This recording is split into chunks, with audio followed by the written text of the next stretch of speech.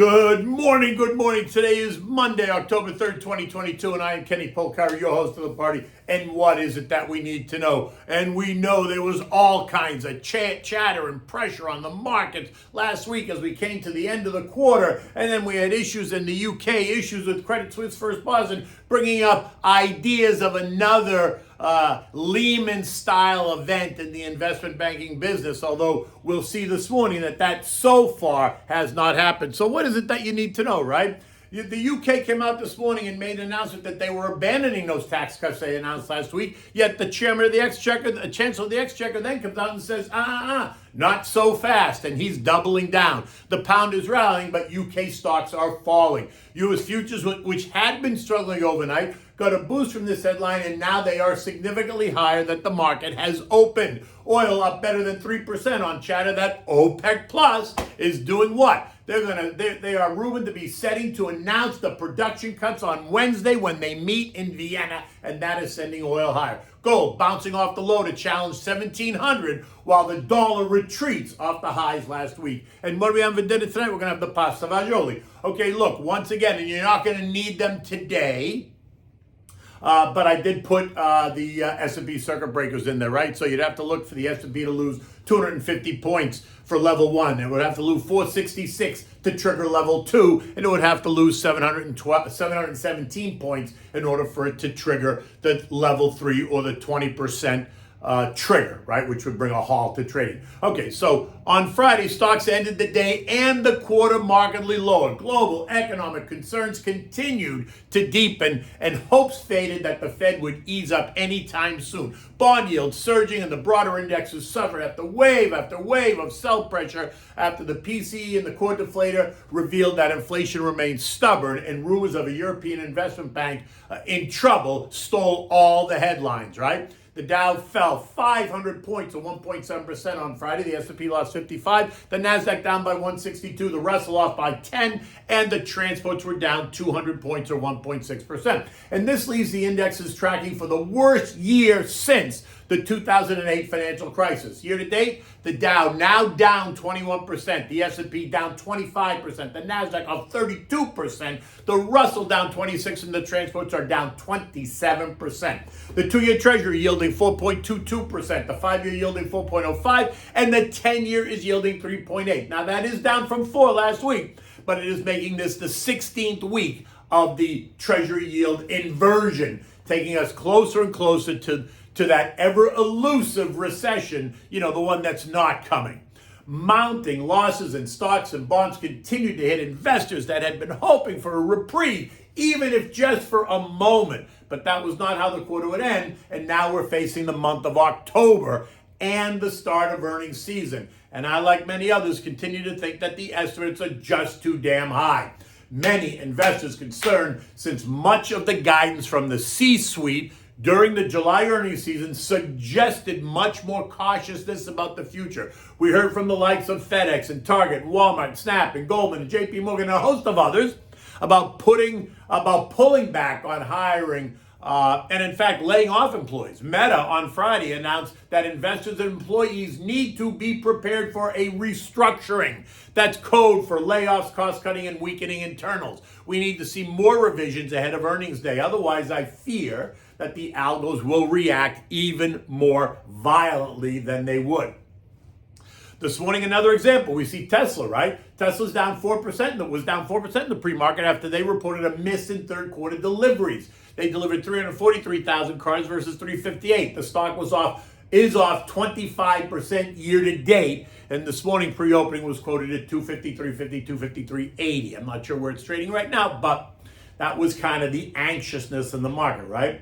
Do not discount the role that the strong dollar is about to play in the multinational names, right? Companies that get a lot of their income overseas, because the dollar has done nothing but surge higher, right? It's up 7.5% this quarter alone. It's up 18% year to date, levels that I don't think were expected when analysts came up with the estimates. And we all know what that means. Foreign revenues, when converted back to dollars, will be negatively impacted due to the strength of the dollar, and that has to cause companies to reconsider their prior guidance to the street, which just means that analysts need to reconsider their estimates as well.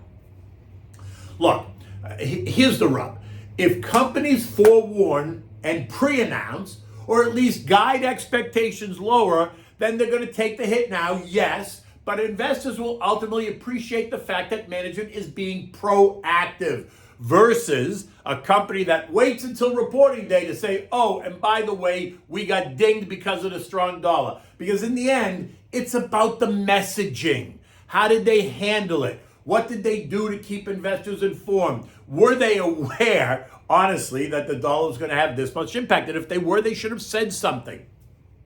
There's a lot of eco data this week. We're going to get both manufacturing and services PMI, services being the key metric, right? Remember, as the U.S. economy is a 75% services economy. S&P has it in contractionary mode, while the ISM still has it in expansionary mode. So there's kind of a mixed message there. Factory orders, durable goods, mortgage apps, and ADP employment, which is expected to show an increase of 200,000 jobs actually restored, not created. And the big one is on Friday when we get the September non-farm payroll report, and that too is expected to show a restoration of 200,000 jobs. Unemployment to remain at 3.7%, average hourly earnings month over month up 0.3%, while year-over-year earnings are up 5.1%.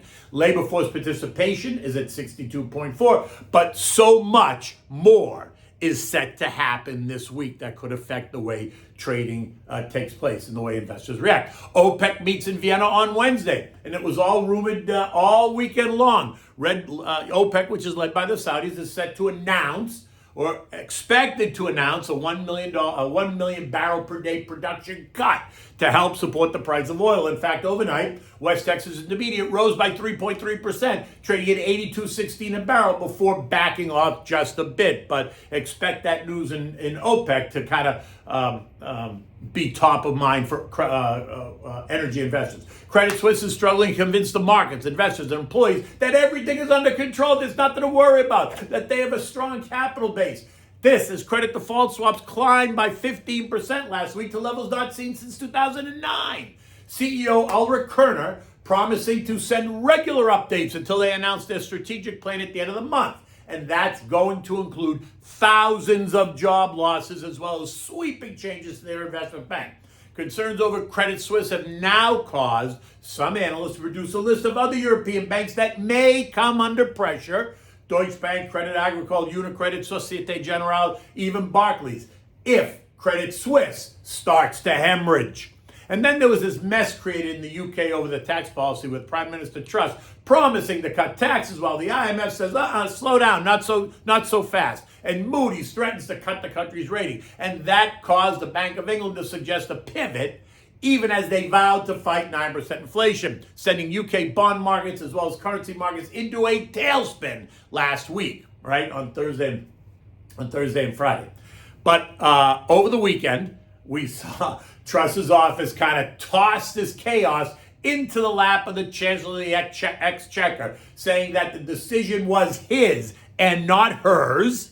And now they've chosen to put that idea of a tax cut on hold. In fact, the headline reads this morning, they are abandoning the plan. And that's sending the British pound higher. Stocks are not reacting in kind. In fact, Kwasi, the Chancellor of the Exchequer, did speak today and doubled down on his proposal, saying that his proposal was not a mistake and that he supports the tax cut plan proposed. There's no word yet on Prime Minister Truss's stance. Over the weekend, The Telegraph also ran with this headline story, causing kind of more angst across the region. The Eurozone is at risk of financial meltdown as the market chaos spreads. The bloc is exposed to surging inflation and higher rates.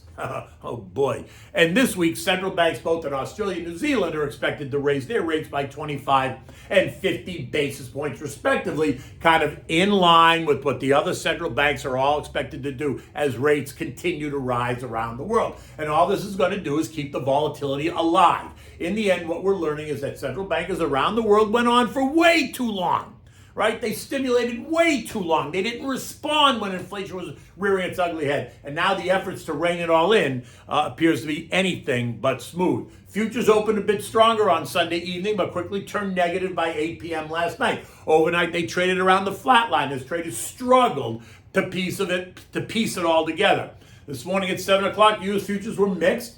as the new quarter begins, right? The Dow is up 90, they're up now. The market's open now, so and the indexes are all up strongly, right? After flipping at 7 o'clock and moving from the mixed line to the definitely positive line. Today's eco data includes S&P Global Manufacturing PMI of 51.8, construction spending of minus 0.3%, and the total vehicle sales of 13.55 million. The mood is clearly calmer than it was last week, but it's only Monday, and we have a full week of data and political jockeying ahead. Stocks in Asia ended mostly lower with the exception of Japan, which added 0.5%. China's closed all week for the Golden Week holiday. Hong Kong ended the day down 1.5% to levels not seen since 2011. Eurozone stocks are lower by about 0.7%. Eurozone PPI is due out tomorrow. The PMIs are due out on Wednesday. Retail sales are due out on Thursday. And the Bank of England Deputy Governor Davy Ramsden to speak on Friday. The dollar was down 28 cents to 111.83. This after backing off a bit last week and coming off the high of $114.78. But that has now turned higher, and this morning the dollar is once again up, trading around 112.29. Remember, dollar strength is just another headwind for stocks as we move into earnings season. Gold rallied strong last week during all the weakness across global markets and the falling dollar as it felt more and more uncomfortable. This morning it's up $2.50 at $16.7450 as it looks to take back $1,700 an ounce. The S&P closed on Friday at 35.85, down 55 points, making another 2022 closing low. This morning the action suggests that a risk may be moved, in what many thought might be a relief rally after the sell-off in September. Look, we're now in the final months of 2022. PMs are certainly going to be going shopping for names that have been completely dislocated, as you should as well, right? I keep saying that. But don't be surprised if it doesn't happen with any force until after we start in the earnings season, right? You're going to get a sense of what that season feels like. The Fed is still on track to hike in November, and while JJ told us last month to expect another 75 basis points, there is some chatter that's challenging that. I'm still in the 75 basis point camp, as the PCE core deflator on Friday came in higher than expected at 4.9% versus 4.7%. And remember, that is the Fed's preferred inflation gauge. And JJ, along with all the other talking heads, has made that clear. But again, it's all so very fluid, right? Atlanta Fed President Rafi Bostic and New York's Johnny Williams are both expected to speak today at different events. Later in the week, we're going to hear from Logan, Mester, and Daly on Tuesday, with Bostic again on Wednesday, and Evans, Cook, and Mester on Thursday, and Williams on Friday. I suspect the message will be the same, unless, of course, something hits us out of left field between now and then. I remain cautious on the overall market, as we know, as we enter into the final quarter of the year and ahead of earnings season, right? Earnings season is going to provide the next set of challenges for investors, and then there are the midterm elections on November 8th, after the next Fed meeting scheduled for November 1st and 2nd. With the S&P at levels last seen in September through December of 2020, it's going to be interesting to see if they hold right here at the 3590-ish level, right? If not, then a move towards 3400 would not be a surprise. Remember what Goldman says, they have a sell on the market for the next 3 months. They came out with that last week, and they got a downside target of S&P 3000 before this is over. In any event, it's always, always, always best to stick to the plan, even if that means just putting new money into the cash portion of your account as you wait for more clarity. A strong, well-diversified portfolio will weather the storm. You just need to decide kind of where you are in that process, right? Okay, so what are we having for dinner? Well, we're going to make pasta faggioli. Now, pasta faggioli is another simple dish you can make that's very good, right?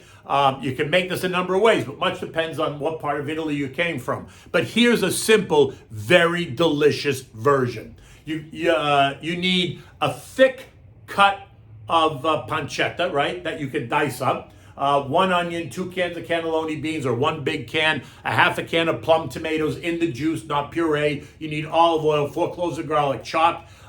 You need a nice thick piece of the Parmigiana cheese, the rind.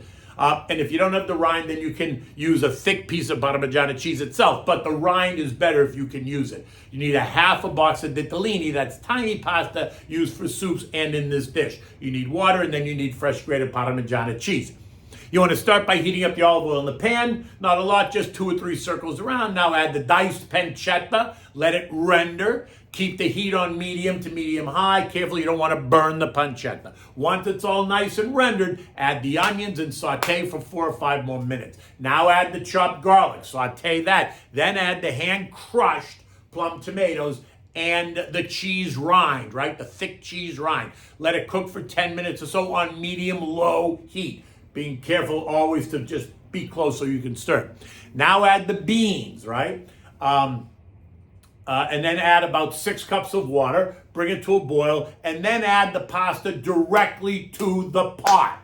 Turn the heat down to medium. You don't want to boil this. You want this just to cook slowly. It should take about 8 to 10 minutes for the pasta to be al dente. When that happens, remove it from the heat and you're done.